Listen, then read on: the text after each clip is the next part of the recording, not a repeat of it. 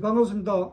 해양금융을 쉽게 알려주는 BFC 해양금융 채널입니다. 저는 한국해양대학교 해양금융대학원 이기환 교수입니다. 제가 오늘 말씀드릴 내용은 해양금융의 종류에 대해서입니다. 해운기업의 서비스 상출수단인 선박을 확보하는 데는 그림에서 보는 것처럼 다양한 종류의 자금이 있습니다. 여러 종류의 자금 중 은행의 협조융자가 거의 50% 이상을 차지하고 있죠. 그리고 미국 채권, 중국 리스금융, 노르웨이 채권 등으로 구성되어 있는 것을 알 수 있습니다. 그림은 최근 은행의 협조융자 규모와 자본시장에서 자금 조달 규모를 보여주고 있습니다.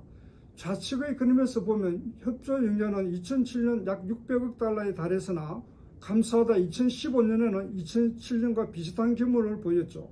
평균적으로 매년 400억 달러 정도가 은행의 협조융자로 조달되고 있는 것을 알 수 있습니다. 그런데 정부 시장을 통한 자금 조달은 은행의 협조융자에 비해 적은 것을 알 수 있습니다. 연간 약 200억 달러에도 못 미치는 정도의 자금이 자본시장을 통해 조달되고 있는 것을 알 수 있습니다.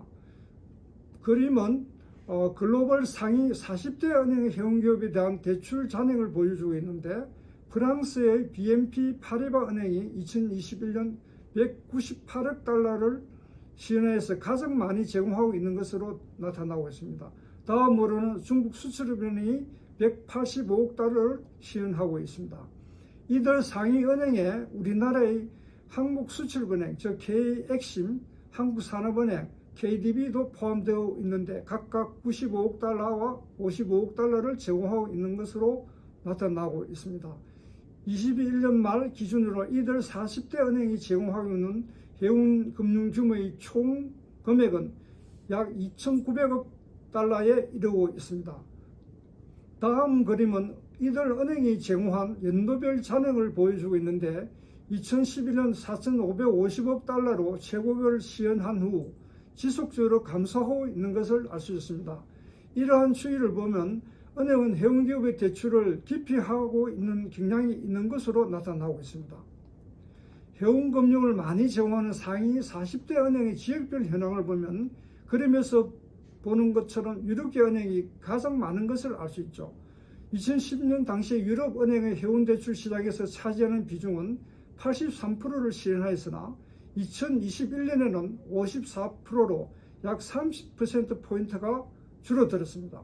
유럽계 은행의 비중이 줄어든 자리를 아시아계 은행이 메꾸고 있는데, 특히 중국과 일본 은행의 해운대출이 증가한 것으로 보고되고 있죠. 중국은 은행의 자회사인 리스금융회사를 통해 많이 선박금융을 제공하고 있습니다. 앞에서는 간접 금융시장의 중심에 있는 은행의 대출에 대해 살펴보았습니다. 여기서는 직접 금융시장인 자본시장에서 해운기업이 얼마나 자금을 조달하고 있는지를 간단히 살펴보도록 하겠습니다. 그림에서 보는 것처럼 자본시장에서는 크게 회사채 발행을 통한 자금 조달과 주식 발행을 통한 자금 조달로 구분할 수 있습니다. 여기서 보고되고 있는 것처럼 회사채 발행을 통한 자금 조달이 대체로 주식 발행을 통한 자금 조달 규모보다 더 많은 것을 알 수 있죠. 연도별 발행 규모를 보면 2013년과 2014년을 제외하면 매년 100억 달러에서 200억 달러 수준에 머무르고 있는 것을 알 수 있죠.